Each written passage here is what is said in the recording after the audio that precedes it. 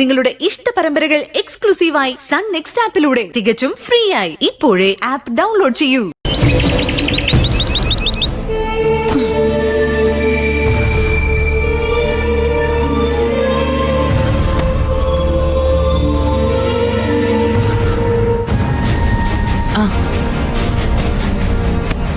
തൽക്കാലത്തേക്ക് അവളുടെ ശല്യം കുറച്ചൊന്ന് ഒതുങ്ങി കിട്ടി.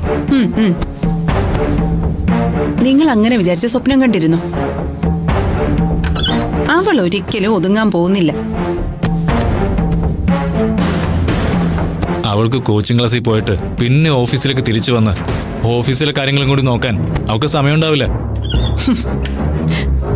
അതൊക്കെ അവള് കണ്ടെത്തിക്കോളും. അമ്മാതിരി പാമ്പിനേക്കാൾ വിഷമുള്ള ജന്തുവാ അവള്. അവളെ ഓഫീസിൽ വരുന്നത് വരെ കുറച്ച് സമാധാനം ഉണ്ടായിരുന്നു. ഇപ്പം എല്ലാം ഒറ്റയടിക്ക് നഷ്ടപ്പെട്ടു. എല്ലാത്തിനും കാരണം ആ പൊട്ടൻ ഒറ്റൊരുത്തനാ.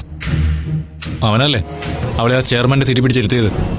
അവൻ പൊട്ടനാണോ അതോ പൊട്ടനായിട്ട് അഭിനയിക്കാണോ എന്ന് എനിക്ക് സംശയമുണ്ട്. ദർശനയെ മുന്നിൽ നിർത്തി അവനാണോ കളിക്കുന്നെന്ന് എനിക്കെപ്പോഴും തോന്നിയിട്ടുണ്ട്. നമ്മളെല്ലാം ഇതുവരെ കരുതിയത് ദർശന അവനെ മുന്നിൽ നിർത്തി നമുക്കെതിരെ യുദ്ധം ചെയ്യുകയാണെന്ന്.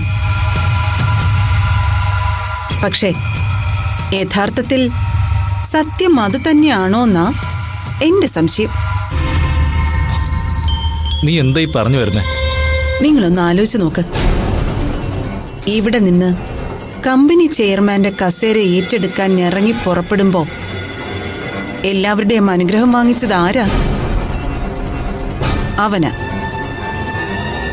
അതുവരെ ദർശനയെ ചെയർമാന്റെ കസേരയിൽ ഇരുത്തുന്ന കാര്യം ആരും ചിന്തിച്ചിട്ട് പോലുമില്ല. പക്ഷെ അവിടെ വന്നപ്പോ നിങ്ങളുടെ എല്ലാം മുന്നിൽ വെച്ച് അവന് പകരം അവൻ അവളെ ചെയർമാന്റെ കസേരയിൽ പിടിച്ചിരുത്തി.